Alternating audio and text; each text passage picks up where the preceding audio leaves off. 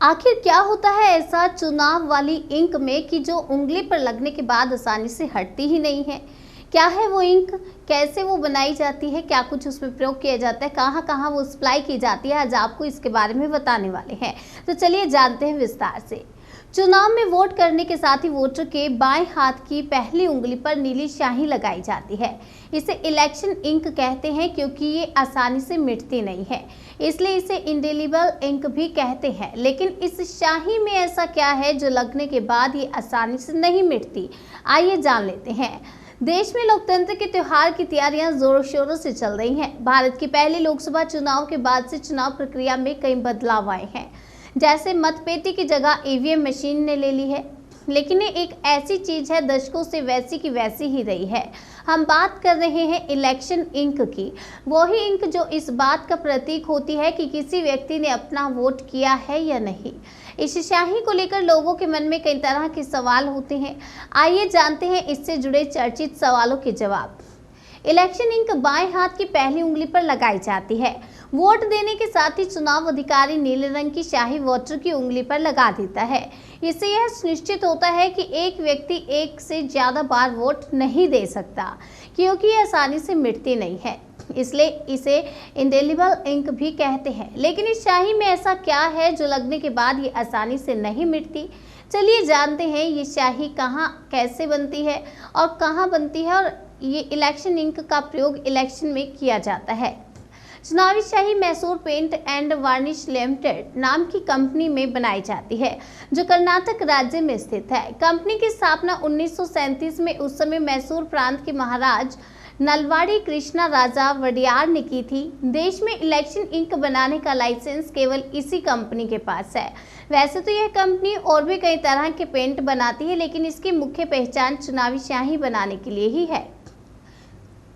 पहली बार साल 1962 के चुनाव से इस स्याही का इस्तेमाल किया गया था। नीले रंग की स्याही को भारतीय चुनाव में शामिल करने का श्रेय देश के पहले मुख्य चुनाव आयुक्त सुकुमार सेन को जाता है। एमवीपीएल कंपनी इस चुनावी स्याही को थोक में नहीं बेचती, केवल सरकार या चुनाव से जुड़ी एजेंसियों को ही इस स्याही की सप्लाई की जाती है। क्यों बनाई गई इलेक्शन इंक? अब सवाल ये आता है ये इंक क्यों बनाई गई।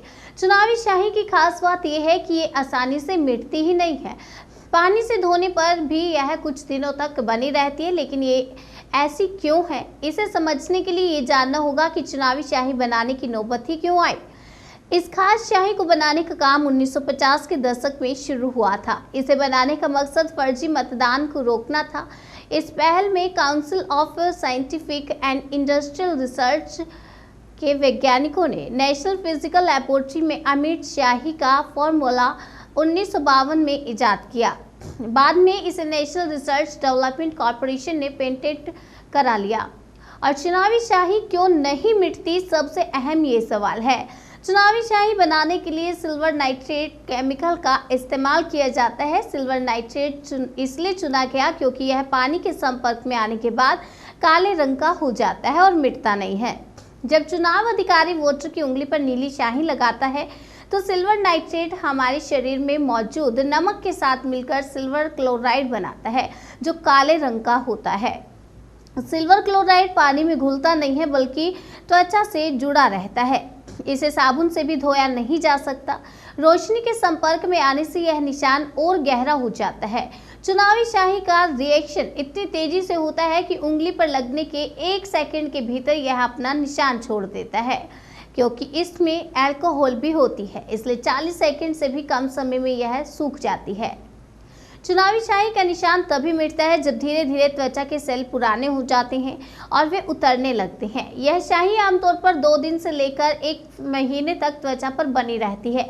इंसान के शरीर के तापमान और वातावरण के हिसाब से स्याही के मिटने का समय अलग अलग हो सकता है।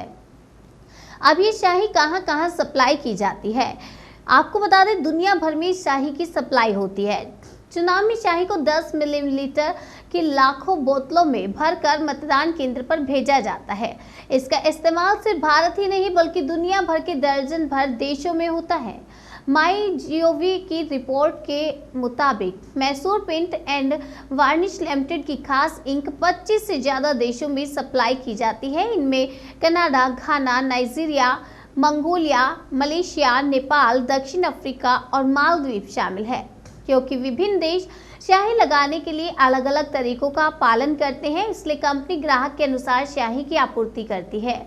उदाहरण के लिए कंबोडिया और मालदीव में मतदाताओं को स्याही में अपनी उंगली डुबोनी पड़ती है, जबकि बुर्किना फासो में स्याही को ब्रश से लगाया जाता है। ये स्याही फोटो सेंसिटिव है और इसलिए इसे सीधे सूरज की किरणों के संपर्क से बचाया जाता है। इसी वजह से स्याही को एम्बर रंग के प्लास्टिक कंटेनर में स्टोर किया जाता है। कैसी लगी आपको ये जानकारी कमेंट करके ज़रूर बताएं। खबर अच्छी लगी हो तो शेयर करना भी ना भूलें।